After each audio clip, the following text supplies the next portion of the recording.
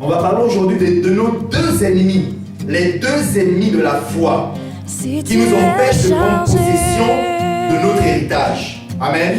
Dis avec moi, j'ai un héritage. Oui, c'est vrai, en Christ, nous sommes... Si tu es brisé, viens à lui. C'est une journée de bonnes nouvelles. Bon, on n'est pas convaincu. C'est une journée de bonnes nouvelles. Amen. On va commencer à venir. C'est une journée de bonnes nouvelles pour toi. Amen. Parce que l'évangile que nous prêchons, c'est la bonne nouvelle. J'ai une bonne nouvelle pour toi aujourd'hui. Dieu nous donne toujours des bonnes nouvelles. Dieu nous fait toujours des promesses. Mais il y a toujours deux personnes qui viennent sur notre chemin pour nous empêcher de recevoir nos promesses. On va parler aujourd'hui de nos deux ennemis, les deux ennemis de la foi, qui nous empêchent de prendre possession de notre héritage. Amen. Amen. Dis avec moi, j'ai un héritage. Oui, c'est vrai, en Christ, nous sommes co-héritiers avec Christ, nous avons un héritage. Qu'on le veuille ou non, on a un héritage céleste, la vie éternelle, avec Dieu le Père, le Fils et le Saint-Esprit. Vous imaginez, on verra Adam, on verra Abraham, on verra Paul, tous ces gens de la foi, on passera l'éternité ensemble, et en plus on aura celui qu'on appelle la parole de Dieu, on n'aura plus besoin de la Bible. Quelle grâce, parce que la parole sera parmi nous. Amen. On n'aura plus besoin du soleil, parce qu'on nous dit que la gloire de Dieu suffira pour nous éclairer, Amen. pour l'éternité. Donc nous avons des promesses dans le ciel, mais nous avons aussi des promesses sur la terre. Parce qu'un jour, dans Marc chapitre 10, pour les lecteurs de la Bible, Pierre pose une question à Jésus. J'ai abandonné la pêche. J'ai laissé ma femme derrière moi avec les enfants. Tu m'as dit, suis-moi. Je t'ai suivi. Et qu'est-ce que tu m'as dit? Je ferai de toi un pêcheur d'hommes. D'accord. Je n'en disconviens pas. Allons pêcher les hommes. Allons gagner les âmes. Donc, dans Actes des Apôtres chapitre 2, lors du jour de la Pentecôte, j'étais rempli de ton esprit. J'ai prêché la parole de Dieu. 2000 se sont convertis. Plus tard, 5000 vont se convertir. L'église va grandir. On a fait des pécheurs d'hommes. D'accord. Mais en ce qui me concerne, moi, on dit quoi? Dis avec moi, on dit quoi? On dit quoi? Parce que dans le on dit quoi, Dieu a déjà prévu pour toi des choses. Et il a répondu à Pierre, tu as bien fait. Tu as posé une bonne question, n'est-ce pas? Ok, je te dis une chose, tu auras la vie éternelle, mais ici-bas sur la terre, tu auras des mères, des frères, des sœurs, des terrains, des maisons. En fait, Dieu nous dit que le salut, dans le pacte du salut, il y a aussi des bénédictions qui s'attachent à ce salut. Il y a la guérison, il y a le salut éternel, mais il y a aussi des promesses qu'il nous a faites, sonnantes et trébuchantes, matérielles que nous allons bénéficier sur la terre. Amen. Ce n'est pas un péché que de le dire, parce que dans 3 Jean, au chapitre 2, il est dit quoi? Bien-aimé, je souhaite que tu prospères à tous égards et que tu sois en bonne santé comme prospère l'état de ton âme. En d'autres termes, je souhaite pour toi la bénédiction physique, parce que il est mort à la croix, par ses meurtrissures nous avons été guéris. Je souhaite aussi la bénédiction matérielle, parce qu'il est dit, de riche que Jésus était, il s'est fait pauvre afin de nous enrichir. Dans cette richesse, il y a ce qu'il te faut pour accomplir ta destinée. Amen. Parce qu'il dit diversité de dons, diversité de talents. Les talents que tu as reçus ne sont pas les mêmes que les miens. Il y a un qui avait reçu 5 talents, un qui avait reçu 2 talents, et un qui avait reçu 1 talent. En fonction de mon talent, il y a un potentiel, il y a un capital qui va avec. Amen. Alléluia. Et c'est ça qui est la bénédiction. Et j'ai dit, il y a 2 ennemis qui se dressent sur notre chemin pour nous empêcher de l'obtenir. Parce qu'ils ont compris que si tu possèdes ces choses, tu diras à l'humanité tout entière, c'est Dieu qui m'a donné ça. Et il est hors de question pour eux que tu ailles glorifier le nom de Dieu en disant c'est Dieu qui m'a béni. Frères et sœurs, quand on témoigne que c'est Dieu qui nous a bénis, vous n'imaginez pas ce que ça fait dans le cœur de la personne qui vous écoute. Parce qu'il se dit, mais comment se fait-il que je ne crois pas en Dieu? Pour moi, Dieu n'existe pas. Et cette personne me dit que Dieu l'a béni. La personne rentre chez elle et commence à cogiter et à réfléchir. Mais comment se fait-il que cette personne me dit que c'est Dieu? Donc Dieu s'occupe aussi de ces choses-là. Il y a avec moi, oui. Oui. Mais Dieu s'occupe aussi du mariage. Dieu s'occupe aussi de ma paix. Dieu s'occupe aussi de ma vie sociale et matérielle. Dieu s'occupe aussi de ma santé. Comme il s'occupe de mon salut, il s'occupe de tout ça. Parce que quand Dieu a créé l'homme, dans Genèse chapitre 2, l'homme était comme Dieu. Dieu n'est pas malade, qui dit Amen. Amen. Dieu est dans la joie, qui dit Amen. Amen. Dieu est amour, qui dit Amen. Amen. Dieu est saint, qui dit Amen. Amen. Alors, il y a quelqu'un qui a dit, tel Dieu est, tel nous sommes. Alors, pourquoi est-ce que je veux refuser d'être dans la joie, alors que ma Bible dit dans Philippiens 4, verset 4, soyez toujours joyeux. Je le répète, soyez toujours joyeux. Le royaume de Dieu consiste dans la joie. La joie fait partie de mon héritage. La paix fait partie de mon héritage. La justice divine fait partie de mon héritage. Mais l'ennemi fera tout pour nous aveugler, pour que nous fixons le regard seulement vers le ciel, la destination finale, et que sur terre, on vive comme des malheureux.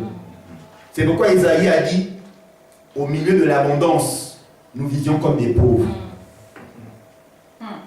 On peut être enfant de Dieu, avoir la Bible, avoir toutes les promesses que Dieu nous a faites, et ne pas y croire. On attend juste quoi? L'enlèvement. Seigneur, si tu ne veux pas me prendre maintenant, quand je mourrai, je sais que je serai avec toi. Gloire à Dieu. Mais aussi, Dieu te dira, mais tu es venu ici.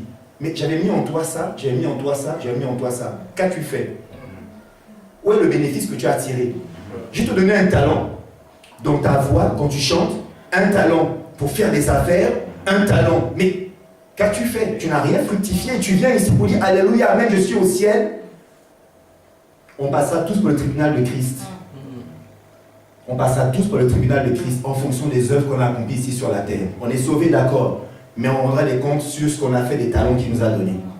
On peut venir à l'église croiser les bras, on ne fait rien avec nos talents, on vient, on part, mais sachant une chose, à la fin, il demandera les comptes.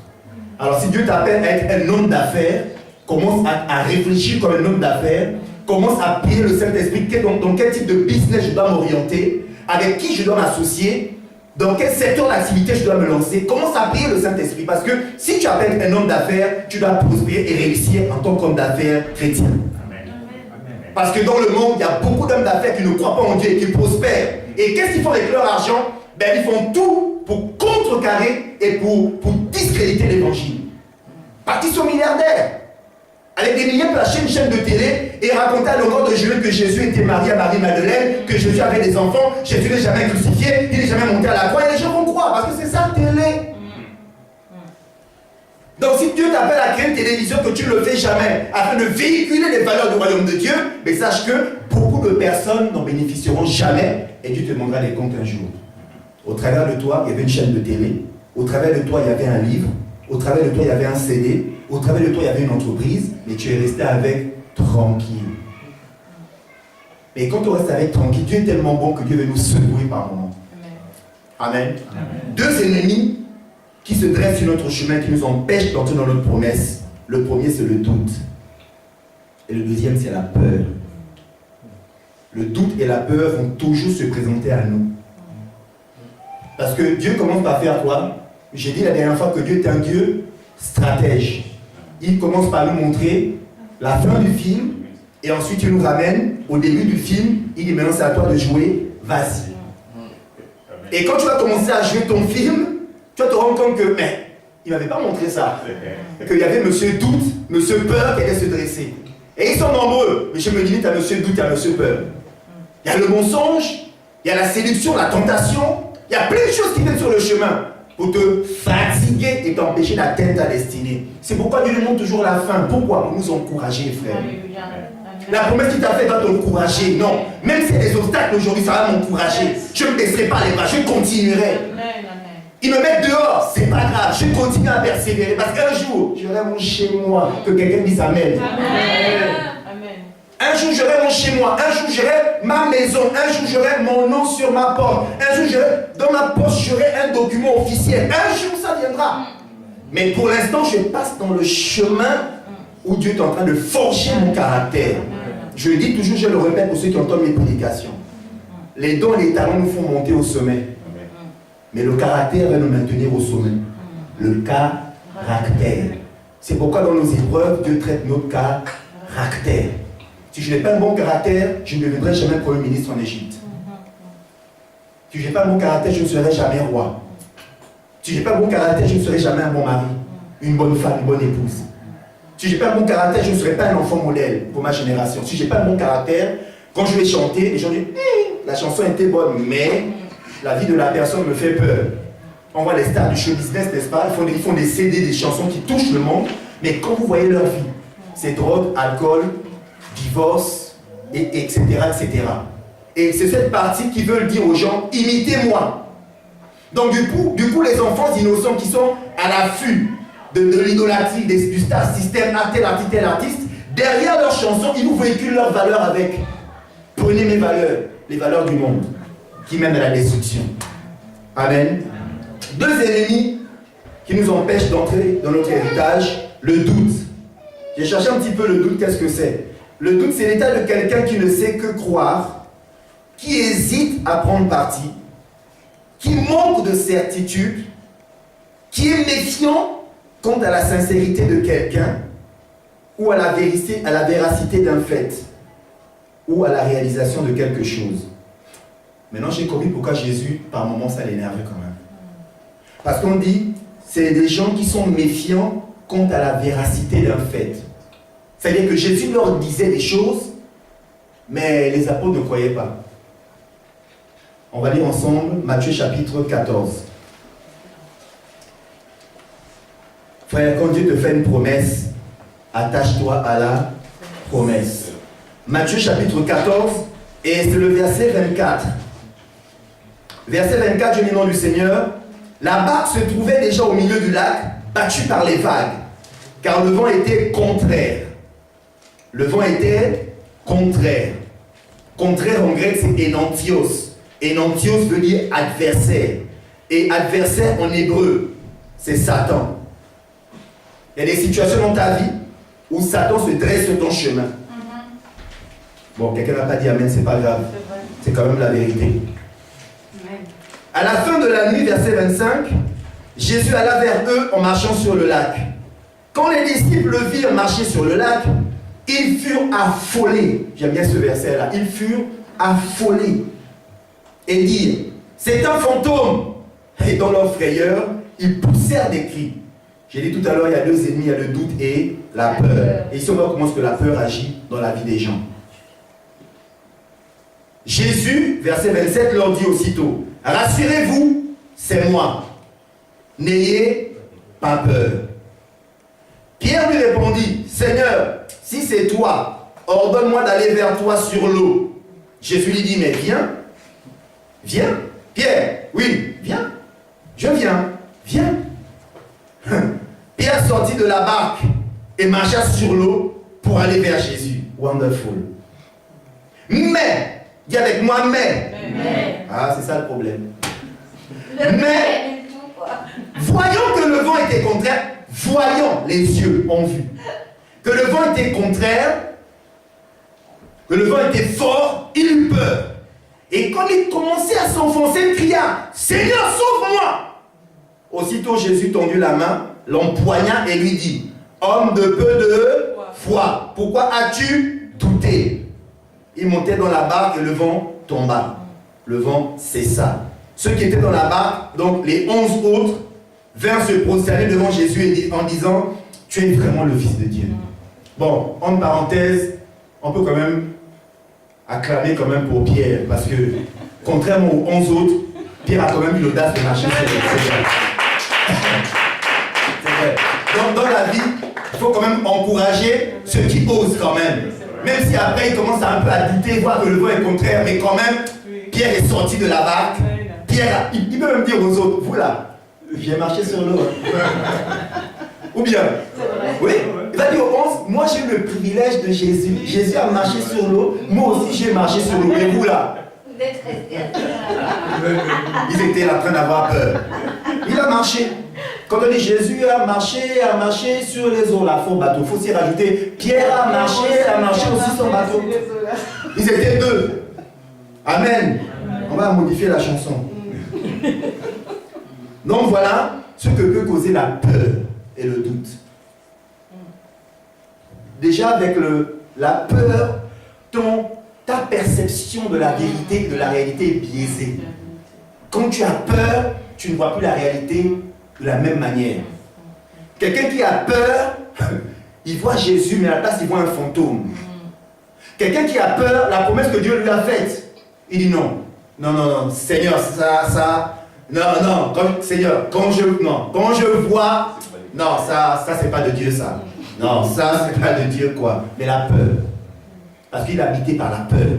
Amen. Et ensuite, il y a eu le doute. Il met un pied, il met un deuxième pied, mais il dit, mais voyant, c'est là Paul a dit dans 2 Corinthiens chapitre 5 au verset 7, il a dit, marchez par la foi et non par la vue. Un enfant de Dieu doit marcher par la foi. La foi, c'est ce que Dieu m'a dit. Pour moi, c'est la vérité. Il y a une réalité terrestre. Donc, pour moi, c'est la vérité. En nous attachant à Dieu, en croyant en ses promesses, en ne relâchant pas face à l'adversité, on finira par voir le bout du tunnel. Après, le temps, c'est Dieu qui connaît le temps. Parce qu'Abraham a attendu 25 ans, n'est-ce pas? Job a attendu 9 mois, n'est-ce pas? Anne, depuis qu'elle est mariée, elle n'avait pas d'enfant, mais le jour où elle est partie au temple, elle a pleuré. Dieu a dit, c'est son jour aujourd'hui.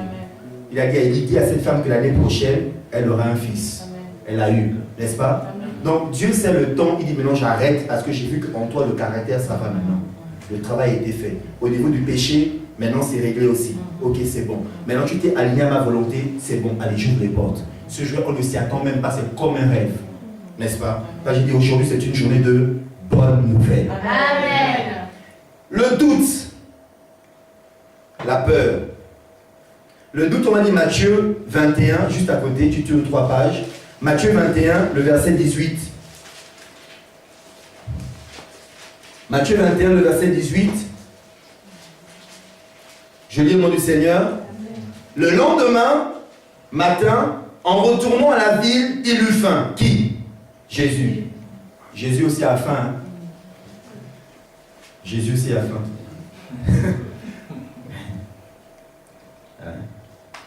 Verset 19. Il vit un figuier sur le bord du chemin et s'en approcha. Mais il n'y trouva que des feuilles. Il lui dit, que jamais plus tu ne portes de fruits. Le figuier sécha immédiatement. Voyant cela, les disciples furent étonnés et dirent, comment ce figuier a-t-il pu devenir immédiatement sec? Jésus leur dit alors, je vous le dis en vérité, si vous avez de la foi et que vous ne doutez pas, non seulement vous ferez ce qui a été fait à ce figuier, mais même si vous dites à cette montagne, retire-toi de là et jette-toi dans la mer, cela arrivera. Tout ce que vous demanderez avec foi, par la prière, vous le recevrez. Amen. Marc, chapitre 11. Marc, c'est l'évangile après Matthieu. Marc, chapitre 11. Chapitre 11, Jésus amène une nuance très importante. Marc, chapitre 11, le verset 23.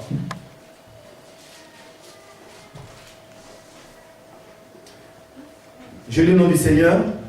Je vous le dis en vérité, si quelqu'un dit à cette montagne, retire-toi de là et jette-toi dans la mer, voici la nuance qu'il apporte par rapport à Matthieu, et s'il ne doute pas dans son cœur, mais croit que ce qu'il dit arrive, il le verra s'accomplir.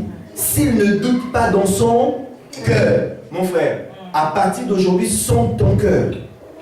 Quand tu reçois une promesse, lorsque tu dis Amen, est-ce que ton Amen est aligné avec ton cœur?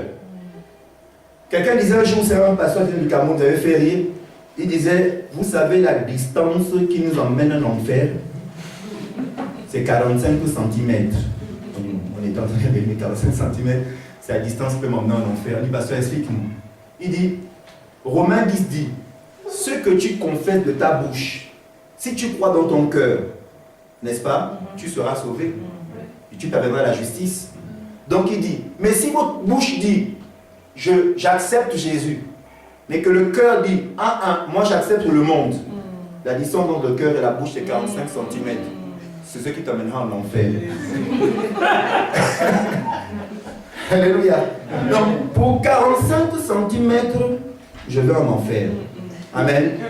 Donc, il faut que ma bouche et les 45 cm qui séparent mon cœur, les deux soient alignés. Amen. Amen. Dis désormais, dis avec moi désormais. Désormais, Je vais aligner mon cœur je vais aligner mon cœur à mes paroles. à mes paroles. Les hommes de promesse, ou les hommes qui tiennent leurs promesses, c'est les gens qui, dans leur cœur, t'ont déjà fait la promesse. Et quand ils disent dans la bouche, ils vont suivre en action. Oui, oui. Mais quelqu'un qui te dit, bon, rendez-vous demain, mais pour à 15h. C'est la bouche qui a parlé. Le cœur est à la part Dieu, au quick, en train de manger son hamburger seul. Et donc, moi je vais là-bas, la part Dieu, je l'attends avec vous, à l'heure qu'il m'a fixé. Mais lui, dans son cœur, il est à quick à la part Dieu. Il est en train de manger son hamburger. Et c'est quand tu vas l'appeler, 1 heure après, mais tu es où? Mais comment ça? Mais je t'attends ici à Belcourt, non? Oh, j'avais oublié! Oh, bon, l'affaire là, bon, la prochaine fois. Pour que tu arrives à lui faire à nouveau confiance, on attend longtemps. Pourquoi? Parce que ses paroles et son cœur ne sont pas alignés. N'est-ce pas? Oh chérie, je t'aime, tu es merveilleux, chérie, je t'aime, oh non, ah chérie, chérie, chérie. L'amour c'est toujours chérie, je t'aime, chérie, mon amour, chérie, chérie, chérie. Mais le cœur ne prend qu'une décision. C'est dans le cœur là que je l'emmènerai au restaurant. C'est dans le cœur là que je vais acheter des fleurs. C'est dans le cœur là que je vais lui surprendre. C'est dans le cœur. Mais si la bouche dit des choses, le cœur ne sont pas en harmonie. On perd du temps. Et un jour, te dira, écoute, avec ton affaire chérie, chérie, chérie, on ne mange pas chérie. J'espère que les mamans allaient acclamer. Amen. Donc, on nous attend toujours à nos actions. N'est-ce pas? Et mes actions vont suivre quand mon cœur est convaincu. La bouche ne veut que parler, hein. Lui c'est un ventriloque. Il dit ce qu'il veut. Mais quand le cœur est convaincu de quelque chose, la bouche parle avec certitude et assurance. Ça, Jésus leur dit, si dans votre cœur vous ne doutez point, votre bouche parlera avec assurance. Montagne, déplace-toi. Figuier, sèche. Ah, la chose va se faire. Oh mon Dieu, la parole de Dieu est puissante. Amen. Donc, Jésus nous parle ici de l'importance du cœur. La peur. J'ai cherché un petit peu la peur. La peur est une émotion ressentie généralement en présence ou dans la perspective d'un danger. La peur, c'est une émotion qu'on ressent généralement quand on est en face d'un danger. La peur, c'est la crainte de quelque chose qu'on considère comme dangereux. Même de face à la crainte de quelqu'un. Des fois, quelqu'un nous fait peur. Oui, oui. Des fois, il y a des hommes, quand tu le vois, oh, j'espère que je ne vais pas le croiser sur mon chemin aujourd'hui. N'est-ce pas? Qui a déjà vécu ça?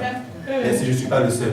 Non, il y a des personnes, que ce soit au travail ou dans la vie de tous les jours, quand tu le vois, tu dis non, oh mon Dieu. Il y a des palpitations. Comme c'est une émotion, tu as des palpitations.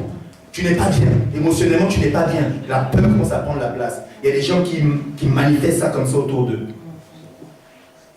Mais la peur, il dit c'est une inquiétude ressentie face à un danger. Et j'ai cherché, dans le monde on dit avoir la boule au ventre, n'est-ce pas? Ou avoir la peur au ventre. C'est quoi? C'est une sensation désagréable de mal d'estomac que l'on ressent parfois lorsqu'on a peur de quelqu'un ou de quelque chose. Mal d'estomac. Voilà pourquoi les émotions créent des maladies.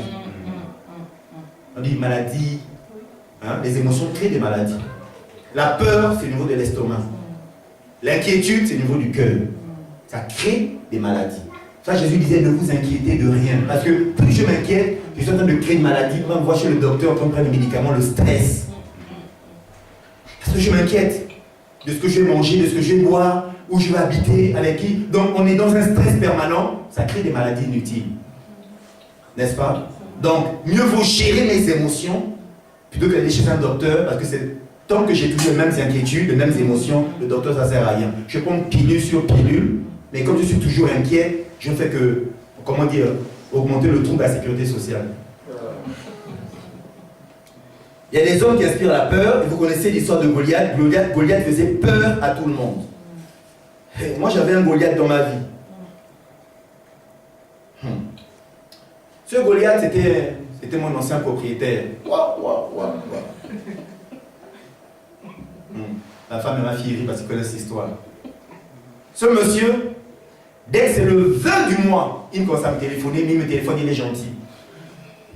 Monsieur Ngolo, ça va? Bien. Votre épouse? Bien. Les enfants? Bien. Ok. Je vous rappelle simplement que il faudrait que mon chèque passe à la fin du mois, le chèque du loyer. Il est gentil, c'est le 20 du mois. Bon, si je suis gentil avec lui, on donne dans les amabilités. Le 25, il appelle. Moi, entre-temps, j'ai regardé, il n'y a pas assez. Et quand je vois le pasteur qui vient devant les gens, harceler les gens, il faut donner, parce que si quelqu'un te met le stress, habituellement, on met aussi le stress aux autres. N'est-ce pas? À la maison, ton papa est stressé, il va aussi stresser les enfants, stresser la femme, et inversement, la femme va stresser le mari, stresser les enfants. Et les enfants, c'est l'aîné qui va stresser le petit va stresser l'aîné. Donc tout le monde se stresse à la maison. Pourquoi il n'y a qu'une seule personne qui était sous la pression? Le stress est communicatif. Et la peur est communicative aussi. Et donc quand il commençait, le 25 il arrive, là il change de ton. Monsieur Ngolo, juste pour vous rappeler que le 25 arrive, dans 5 jours le chèque doit passer. Ok, ça passera, je vais un peu l'avoir. Mais je vois que ce n'est pas encore suffisant. Le stress monte en moi. L'inquiétude monte, la peur, tout ce que vous voulez monte. On arrive au 30, je n'ai pas encore tout l'argent. Et le 30 il appelle, il a un ton menaçant. Et comme il savait à quelle heure on avait réunion dans la salle, comme par hasard, il traînait là-bas en bas. Je le voyais passer. Ah mon Dieu, comment on fait pour l'échapper? Mais il n'y a qu'une seule entrée. Comment on fait pour il n'y a qu'une seule entrée. Et donc la palpitation, la tension, la transpiration, tout ça. Comment est-ce qu'un homme peut faire ressentir ça à quelqu'un? C'est terrible, hein? Et quand tu le crois du regard, monsieur,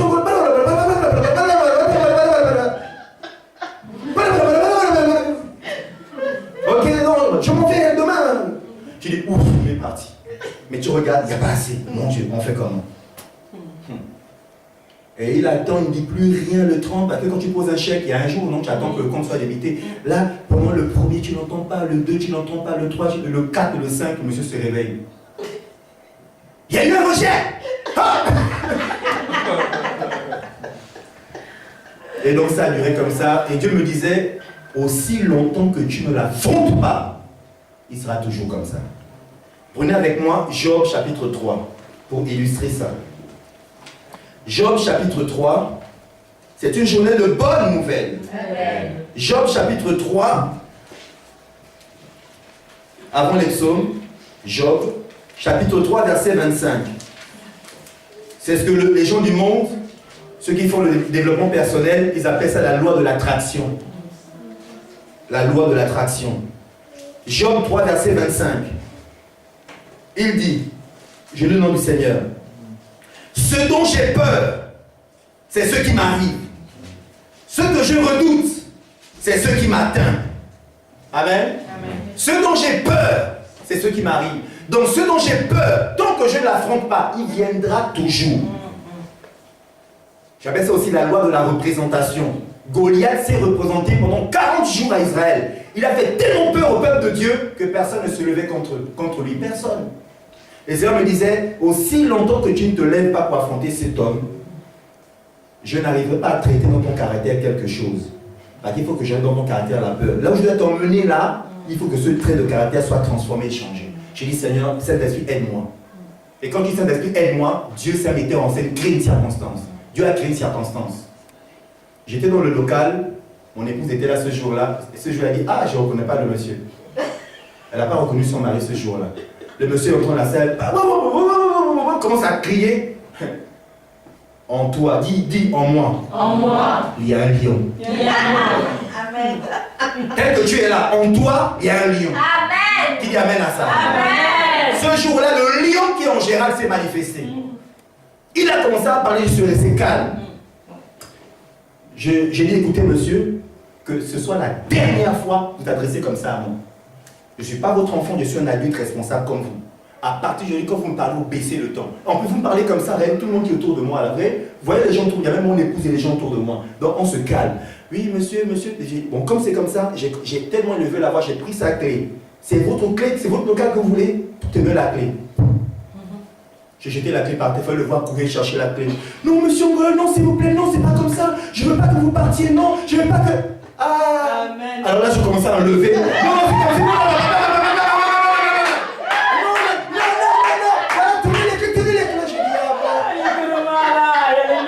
Et dis Seigneur, merci pour le test. Alléluia. Le jour que tu te testes, saisis le test. Parce qu'il y a un lion en toi. Il y a un lion en moi. Alléluia. Amen. On est devenus amis. Maintenant, c'est moi qui dis telle règle. Là, ce mois-ci, on n'a pas encore, on paiera telle période. Il n'y a pas de problème, il n'y a pas de problème. On va faire comme ça. Non, non, je ne suis pas pressé. Après tout, on est amis maintenant. Votre épouse est charmante. Elle est bien, tout ça. On cause bien, machin. On est devenus amis. Il est resté calme. D'ailleurs, un jour, on a dit, monsieur, on quitte votre local. On s'en va. Non, vous partez, je lui on part. On arrête là le contrat, tenez vos clients, on s'en va, ciao. Il dit, mais les gens comme vous, je les regrette, hein, on était bien ensemble, on était bien machin. Alléluia. Il y a un lion en toi. Il y a un lion en toi. Oui, c'est le Saint-Esprit. Parce qu'il a dit, en nous habite le lion de la tribu de Juda. Amen. Le lion de la tribu de Juda vit en nous. Quand ce lion se lève, alléluia, quand mon Dieu se lève, quand le lion de la tribu de Juda se lève, les démons sont dans la confusion totale. Celui qui te faisait peur, le patron qui te faisait peur là, c'est lui qui est dans la confusion. Il dit, mais non, je vais vous garder, vous ne voulez pas que je vous prolonge le contrat, je vais vous augmenter un peu le salaire, oui, augmente. Oui, augmente encore un peu le salaire, parce que tous les autres supplémentaires que je fais ici augmentent. Il n'y a pas de problème, vous ne voulez pas des congés, oui. J'ai besoin de congés aussi, tu m'en dis encore une semaine de congés. Mais c'est comme ça. Il y a des gens qui se lèvent le matin, ils ont confiance en eux, ils disent qu'ils ne sont pas n'importe qui, ils vont faire des entretiens, ils disent monsieur, moi tu me prends à temps. Ça ne me correspond pas, je m'en vais, je sais quelle valeur j'ai. Et c'est tout, il va dire, il parle avec conviction. Hein. Il va dire, je préfère quelqu'un qui a des convictions que des gens qui sont comme ça, quand je dis ça, ils ont peur. Il va aller t'appeler pour dire, madame, c'est vous qu'on veut, venez. Et je ferai les choses à vos conditions, à vous, parce que en vous, il y a. Vous savez, dans les entretiens, c'est pas le CV qui regarde, c'est votre caractère. Dans les entretiens, il faut votre caractère. Parce qu'ils se disent, cette personne va venir dans mon entreprise, comment elle va se comporter dans mon entreprise? Est-ce qu'il va casser l'entreprise, il va commencer à faire n'importe quoi, ou est-ce qu'il y a quelqu'un qui est étroit? Et les enfants de Dieu que nous sommes, nous marchons des valeurs. Et le monde recherche ces valeurs-là. Alors montrons que nous ne sommes pas n'importe qui, que nous sommes des enfants de Dieu. Nous marchons selon des valeurs et des principes. Et s'ils nous embauchent, c'est une bénédiction qui est dans l'entreprise. Amen. Parce que Joseph a été une bénédiction pour Potiphar. Il est arrivé chez Potiphar, tout a marché. Il est allé en prison, tout a marché. Donc toi aussi, là où Dieu te place, tu viens avec la bénédiction de l'Éternel. Quand je suis arrivé dans mon entreprise, il n'y avait pas de chrétien, une seule, mais qui était en vacances. Mais après mon arrivée, il y avait 3-4 femmes dans l'entreprise qui n'enfantaient pas. Les Françaises, qui n'enfantaient pas. Et au contact, elles ont appris que, mais lui il prie. Et moi je leur disais toujours, tu n'allais pas avoir d'enfants. Laisse pas te dire une chose. Dieu est capable de donner des enfants. Non, j'ai tout essayé, j'ai fait ci, j'ai fait ça, j'ai essayé, machin, j'ai essayé. Quelques mois après, la personne tombe enceinte. Il nous vient, mais tu avais dit des choses à l'autre là-bas et tout, je ne sais pas, parce que moi je n'arrive pas. J'ai une amie, je lui ai dit ce jour à toi là, tu as même des jumeaux. J'ai pris 2 fleurs, je lui ai donné pour dire tu as des jumeaux. Cette fille aujourd'hui là, elle m'a dit, j'ai connu Dieu à cause de toi. Elle a enfanté des jumeaux, un garçon et une fille. Amen. Donc quand tu vas dans une entreprise, les dons que tu as, c'est pas pour l'église seulement, on va imposer les mains, on met à l'église, on impose les mains. C'est dehors. Il y a des gens aussi qui ont des problèmes dans le monde et toi tu as la grâce en toi. Amen. Tu as des paroles de connaissance dans ta bouche. Tu as des paroles de sagesse dans ta bouche. Donne-leur. Ils ont besoin de ça. Amen. Fortifie tes collègues de travail. Encourage tes collègues de travail. Tu as, des fois, on n'a pas besoin de dire, tu sais, dans Genèse chapitre 2, il est dit, hein, tu sais, dans Romains 14, il est dit, non, mais ta vie est un témoignage. Ils savent que tu es chrétienne. Mais non, par tes paroles, par tes conseils, tes encouragements, ils sauront que ça vient de notre royaume. Ce n'est pas des paroles du monde, ça. J'ai toujours mes collègues du travail, comme on dit dans mon pays. Ils pensent le Gabon, mais mon pays, c'est là, la Bible. Donc tout ce que je leur dis, mais ils m'appellent même le grand sage, parce qu'ils pensent que dans mon pays, je prends la sagesse du Gabon que je leur donne, c'est que les Africains aiment bien les contes. Je dis non, dans mon pays, on dit, dans leur tête, c'est le Gabon, mais mon pays, c'est ça. Sur mon ordinateur, j'ai marqué, tout est possible à celui qui croit. Donc quand ils viennent au boulot, c'est ça que celui-là, un jour on ne le verra même pas ici. J'ai dit, oui, un jour vous ne me verrez pas. Je suis là, le temps Dieu m'a placé pour vous. Et puis après, quand tu vois que le temps est fini, tu pars. Tu es dans une société, tu as peut-être fait 5 ans, tu te dis je t'enlève, va ailleurs. Parce que pendant les 5 ans, tu as fait ce qu'il fallait. Tu as apporté ce qu'il fallait apporter. Tu as parlé à quelqu'un comme il fallait que tu parles à la personne. Amen. Amen. La peur est à bannir. Je vais très vite, pour finir, je voulais m'appesantir sur une histoire, mais on va survoler l'histoire. C'est dans 2 Rois, au chapitre 7. 2 Rois, au chapitre 7, nous allons finir par là. Le peuple d'Israël était assiégé par le roi de Syrie. Il n'avait plus d'endroit où aller, c'était la famine dans le pays. Ils n'avaient plus rien à manger. 2 Rois, chapitre 7. Et le roi envoyait quelqu'un assassiner et couper la tête à Élisée. Élisée, 2 Rois chapitre 7. Je suis à partir du verset 1, je vous raconte un peu l'histoire avant. Le roi envoyait quelqu'un pour couper la tête à Élisée. Et Élisée, pendant qu'il est dans la pièce avec d'autres serviteurs de Dieu, il leur dit, il y a quelqu'un qui va venir, le but c'est de m'assassiner. Ouvrez-lui la porte, j'ai à lui parler. Vous savez, quand tu as l'Esprit de Dieu, il y a des choses, tu auras des paroles de connaissance, des situations qui te dépassent. Des choses sont en train de se produire ailleurs, mais toi tu as la révélation. Amen. Tu sens au fond de toi que... Et quand on vient te parler, tu dis, ah d'accord, merci Dieu m'avait prévenu. On a le Saint-Esprit en chacun d'entre nous. Amen. En fait, on ne doit même plus être surpris par certaines choses. Car que Dieu te préviendra. C'est ça. Il y a un roi qui disait, mais comment se fait-il que dans mon conseil général, mon conseil secret royal, on prend des décisions, mais le roi d'Israël est au courant? Et quelqu'un dit, mais parce qu'ils ont un prophète qu'on appelle Élisée. Tout ce qu'on fait ici, là, son oreille est là. Donc, avant que les Anglais inventent le radar, avant que les Américains inventent les mouchards, tout ce qu'on veut dans le ciel pour espionner le portable d'Angela Merkel, pour espionner les SMS. Je te rassure une chose, aujourd'hui, tout ce que tu as dans ton portable, là, tu ne peux rien cacher. Donc je te dis déjà une bonne nouvelle, tu ne peux rien cacher. Donc avant que toutes ces choses n'existent, l'Esprit de Dieu existait déjà. Amen. Oh, comment? Quelqu'un peut acclamer le Seigneur.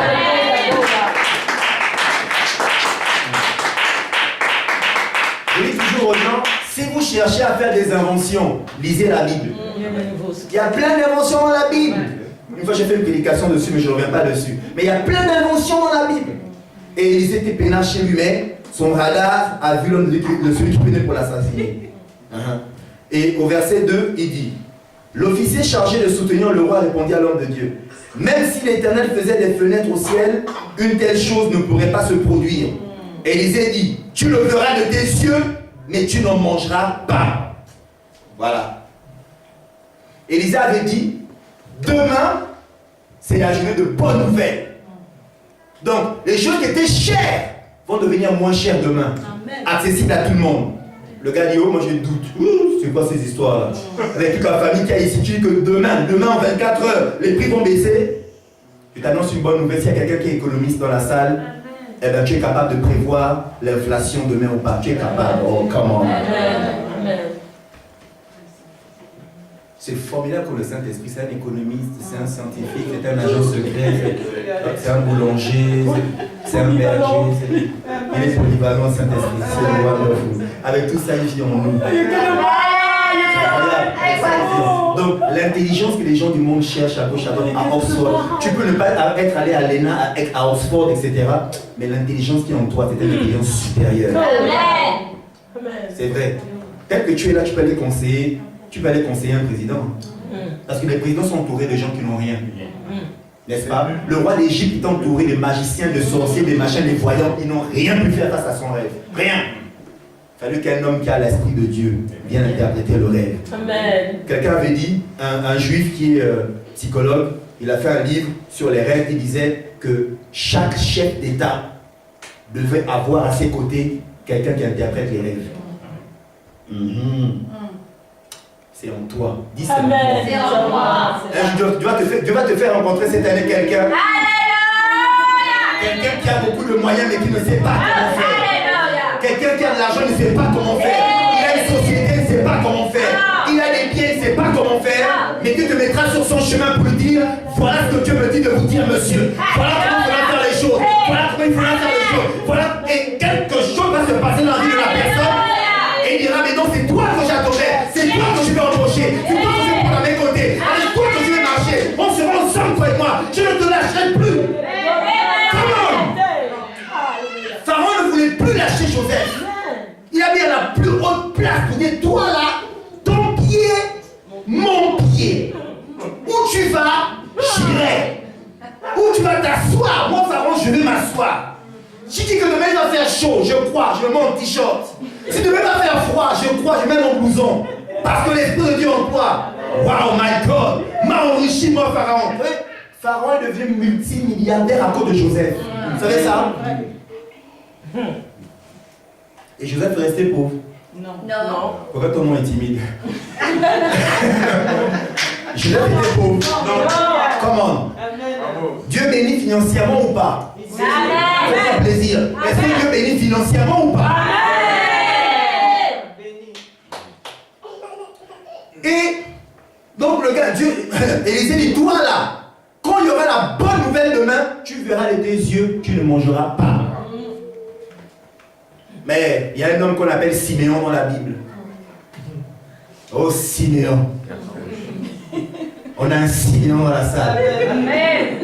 L'homme qu'on appelle Siméon, dans Luc chapitre 2, un jour il y a un bébé qui arrive dans le temple. Et Siméon commence à ouvrir les yeux. Et Siméon dit, maintenant mes yeux ont vu le salut d'Israël. Alléluia. Pendant des années il a attendu. Beaucoup d'enfants sont passés. Mais un jour, un bébé est venu. Il était particulier. L'Esprit de Dieu a dit, celui que tu attendais, tes yeux l'ont vu. Frère, tes yeux verront la promesse que Dieu t'a faite. Tes yeux, je dis, tes yeux verront la promesse que Dieu t'a faite. Tes yeux verront la promesse que Dieu t'a faite. Avec moi, alléluia. Mes yeux verront. Il y avait à l'entrée de la ville 4 lépreux. Verset 3. Ils se dirent l'un à l'autre, pourquoi rester ici jusqu'à la mort? Si nous envisageons d'entrer dans la ville, la famine y règne. Et nous mourrons. Mais si nous restons ici, nous mourrons aussi, les pauvres. Vous savez que dans Lévitique, quelqu'un qui a la lèpre doit rester hors du camp. N'est-ce pas? Il n'a rien à faire avec les autres. Donc ils se disent, mais dans la vie, il y a la famine. Si on va gratter un peu le pain là-bas, il n'y a rien, on va mourir. Si on reste ici, il n'y a rien, on va mourir. On va faire comment? Dilemme. Dis avec moi, dilemme. On fait quoi? On va là-bas, on meurt. On reste ici, on meurt. Mais écoutez ce qu'ils disent. On est au verset 4. Il dit, allons nous livrer dans le camp des Syriens. S'ils nous laissent vivre, nous vivrons. S'ils nous font mourir, nous mourrons. Donc en fait, notre destinée maintenant est entre les mains des Syriens. S'ils nous donnent un peu à manger, gloire à Dieu. S'ils nous tuent, gloire à Dieu. Parce que ici, on va mourir. Chez nous, on va mourir. Donc autant aller là-bas, il y a une possibilité au moins de manger un peu. Alléluia, comment? Il y a des situations comme ça dans la vie, tu te dis quand même que non. Non, là-bas, j'aurais quand même un peu. Ça, c'est le fils prodigue. Là-bas, même si je suis avec les cochons, j'aurais quand même un peu. La nourriture du cochon, là, on va disputer ça au moins. On va manger ça ensemble. Le cochon, il coûte tête, soit d'ici, ça c'est ma nourriture. Ça, c'est ma façon de voir comment il mange. Verset 5. Ils partirent donc au crépuscule pour se rendre au camp des Syriens. Lorsqu'ils arrivèrent à l'entrée du camp, il n'y avait personne. Oh my God, c'est une journée de bonnes nouvelles. En effet, le Seigneur y avait fait entendre un bruit de chars et de chevaux, le bruit d'une grande armée, et ils s'étaient dit l'un à l'autre, le roi d'Israël a enrôlé contre nous les rois des Hittites et ceux des Égyptiens pour venir nous attaquer. Ils s'étaient levés et avaient pris leurs jambes à leur cou, avaient pris la fuite au crépuscule, en abandonnant leurs tentes, leurs chevaux, leurs ânes, leur or, leur argent, leurs diamants, leurs terrains, leurs entreprises, leurs cartes de séjour, leur nationalité française. Oh, quelqu'un ne dit pas amen, c'est dommage. Leurs enfants, leur situation, leur travail, tout ça là, ils ont tout laissé. Hey my God! Hey. Parce qu'ils ont eu peur. La peur est communicative. Donc, ils avaient peut-être des sabots, les lépreux. Ils étaient 4. Donc, le bruit que les 4 faisaient, Dieu a amplifié le bruit. Ils ont dit c'était une grande armée. C'était les 4 qui venaient. Oh mon Dieu, ils vont nous tuer là-bas. Oh mon Dieu, ils vont nous tuer là-bas. Oh, peut-être qu'on aura un peu à manger, ils vont nous tuer. C'est pas grave. Donc, le bruit qu'ils faisaient comme ça, peut-être qu'ils dansaient. Ah, Seigneur, si on meurt, tant mieux. Si on meurt, tant mieux. Ou on meurt, ou on vit. Ou on meurt, ou on vit. Et comment on fait derrière dans avant de mourir? mourir. Ou on meurt ou on vit. Donc le bruit de la danse du lépreux, amen, la danse du lépreux a fait fuir les Syriens. Ils ont tout abandonné. Et voilà ce qui se passe. La peur a changé le camp. Oh, Dieu te bénisse. Oh, la peur a changé le camp cet après-midi. Ils s'étaient levés, pris la fuite, ils s'étaient enfuis pour sauver leur vie. Verset 8. Arrivés à l'entrée du camp, les lépreux pénétraient dans une tente. Personne. Ils ont mangé, ils ont bu. Ils en emportèrent aussi de quoi? De l'argent et quoi? De l'or. Hey, my God. Et des habits qu'ils allèrent cacher. Premier lot, ils ont caché. Il dit, ah, bon, on va encore. Ils revinrent, pénétrèrent dans une autre tente et emportèrent des objets qu'ils allèrent cacher. Donc, ils ont deux cachets bien garnis. Vous savez, là, ils ont pris leur compte en banque, là. Ils ont garni leur compte en banque. Quand ils ont vu le banquier a dit, hey, vous là, je vous connais. Toujours découvert. Et toi, banquier, tais-toi. Tu nous connais. Tu sais qui on est. Regarde-nous bien. Avec qu'on a changé de vêtements. Ah, c'est vous. C'est nous. Sors l'argent. Le banquier, hey, ouvre ça. Hey! Oh, mais c'est merveilleux, fantastique. Ferme ta bouche. Mets-moi ça dans le compte. La plus belle carte que tu as là, Mastercard, Eurocard, tout ce que tu veux. Apporte-nous ça ici. Non, mais. D'abord, offre-nous le café, tout ce que. Appelle-le ton directeur là. Appelle-le ton directeur et puis en même temps, on fait tout ici. C'est quoi ça? Garni. Je prophétise cet après-midi que quelqu'un ici aura un compte en banque bien garni au nom puissant de Jésus. Et je reçois. Une fois que le compte en banque était bien garni, c'est là Paul a dit dans 2 Corinthiens chapitre 9 que vous serez bénis vous-même. Vous serez pour vous afin de satisfaire tous vos besoins. Et pour avoir maintenant pour satisfaire les autres. Amen. Là maintenant on passe aux autres. Directement, bonne nouvelle. Bonne nouvelle. Puis verset 9. Ils se dirent l'un à l'autre. Nous n'agissons pas bien. Cette journée est une journée de bonne nouvelle. Si nous gardons le silence et que nous attendions jusqu'à la lumière du matin, nous en serons punis. Venez maintenant. Allons faire un rapport au palais royal. Ils sont partis, je vous passe la suite, ils ont fait le rapport et le roi a envoyé des espions, ils ont vu que c'est pas possible. Il y a tout ça qu'ils ont abandonné, allez-y. Et tout le monde est parti se servir. Et ce jour-là, le prix de la farine a baissé. Ce que l'homme de Dieu avait dit s'est réalisé. Le monsieur en question là, qui avait douté, verset 19. L'officier avait répondu à l'homme de Dieu, même si l'Éternel faisait des fenêtres au ciel, une seule chose ne pourrait pas se produire. Et Élisée avait dit, tu le verras de tes yeux, mais tu n'en mangeras pas. C'est en effet ce qui arriva à cet homme. Il fut écrasé à la porte par le peuple et il mourut. Dis avec moi, je ne douterai plus. Je ne douterai plus. Des bonnes nouvelles de Dieu. Des bonnes nouvelles de Dieu. Pour ma vie. Pour ma vie. Pour ma vie. Il y a une bonne nouvelle pour quelqu'un cet après-midi.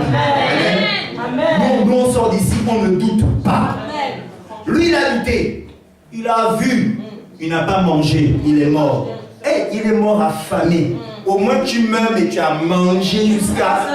Mais il a vu les gigots, il a vu le rôti, il a vu les poulets brisés, il a vu à loco, il a vu la sauce graine, il a vu le côte de porc, il y en a qui mangent la tête de veau, tout ce que vous voulez. Il a vu toutes ces choses-là et quand il voulait... C'est pourquoi ils ont dit, nous n'agissons pas bien, cette journée est une journée de bonne nouvelle. Amen. Amen. Cette journée est une journée de bonne nouvelle. Frères et sœurs, ne doutons plus et n'ayons plus la peur. Amen. Le psaume 27, c'est le psaume du triomphe de la foi. Et on va se lever. On va confesser ce psaume. Chacun selon sa version. Psaume 27. Le triomphe de la foi. Psaume de David.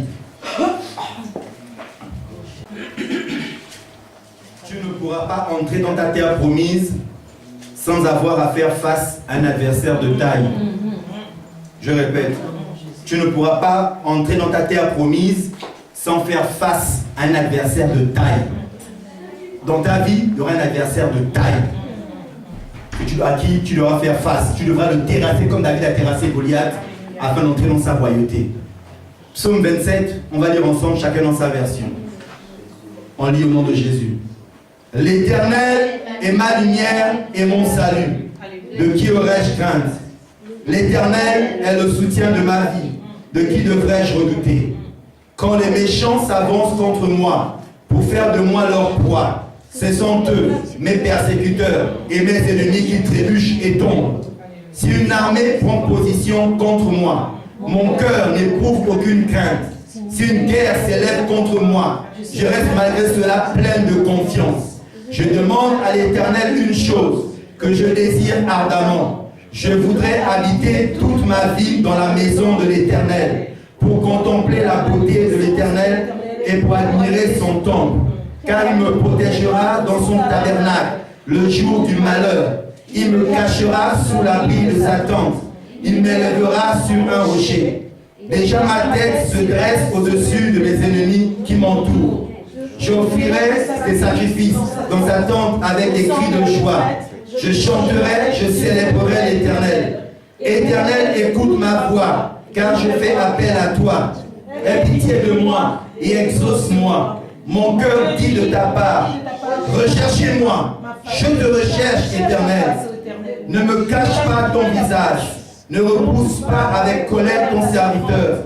Tu es mon secours. Ne me laisse pas, ne m'abandonne pas, Dieu de mon salut. Même si mon père et ma mère viennent à m'abandonner, l'Éternel m'accueillera. Éternel, enseigne-moi ta voie. Conduis-moi dans le sentier de la droiture, à cause de mes ennemis.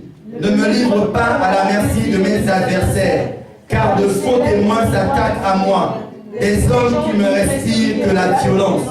Oh, si je n'étais pas sûr de voir la bonté de l'Éternel au pays des vivants. Éternel, espère en l'Éternel. Fortifie-toi et que ton cœur s'affermisse. Espère en l'Éternel. Acclamons le Seigneur.